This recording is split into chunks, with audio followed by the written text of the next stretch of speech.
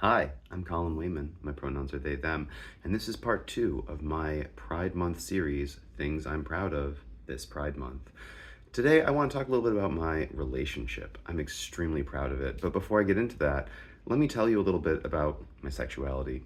Last week, I talked a little bit about my gender, did not mention my sexuality, in large part because it's nobody's business, but I'm going to share it here anyway because I think people are curious, and I also think it's good for people to know about the diversity of sexual identities as well as gender identities. So, just like with my gender identity, there are a few different words we can use, all of which feel fine.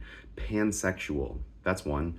That means that I have the sort of potential to be romantically or sexually attracted to any type of person. It's not gender specific, it's not body type specific.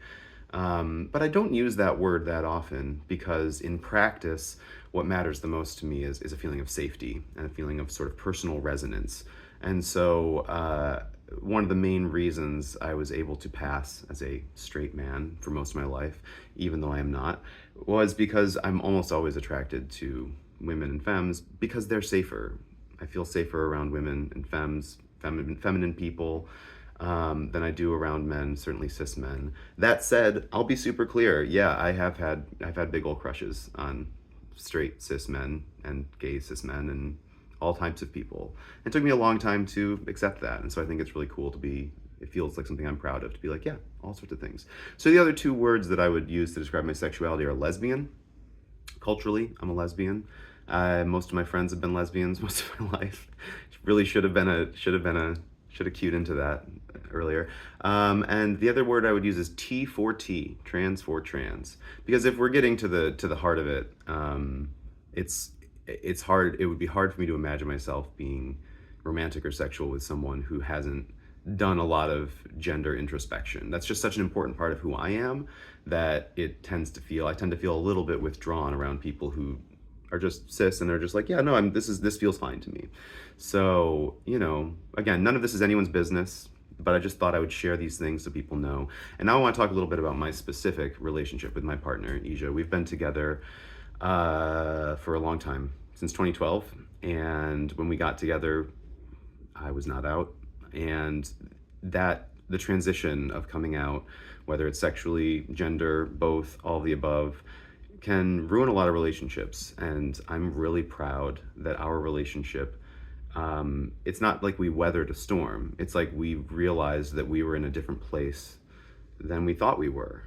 It's in a different location. And just like someone can be, um, you don't become trans, you don't become queer. You're born that way and you discover it about yourself. It's the same way with a relationship. So our relationship was always a queer relationship.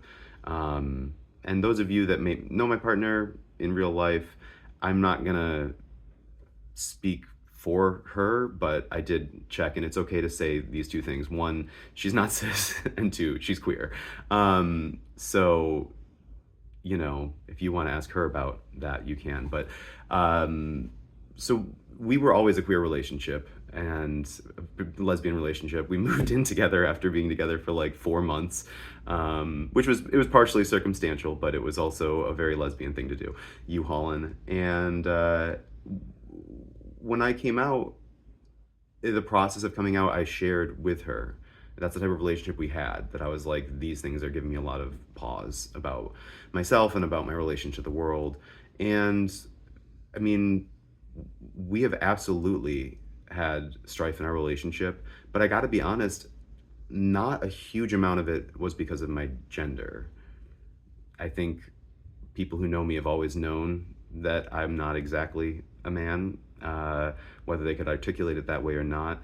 And so I think this process of discovery actually just brought us closer, and I think helped her learn a lot of things about herself too. And the last thing I'm going to say is, I'm deeply proud of our family. We do have 2 kids. I'm not going to say a whole lot about them because I'm a parent who's trans, and I think there's a lot of hostility coming for people like me right now. But suffice to say, I am so deeply proud of the love that we have and the family that we've built together and the way that we've learned to embrace all the parts of ourselves that maybe we used to deny. I think that's a really powerful and special thing, and I'm really proud of it. So thanks for joining me for this one. I'll do another one next week. Happy Pride.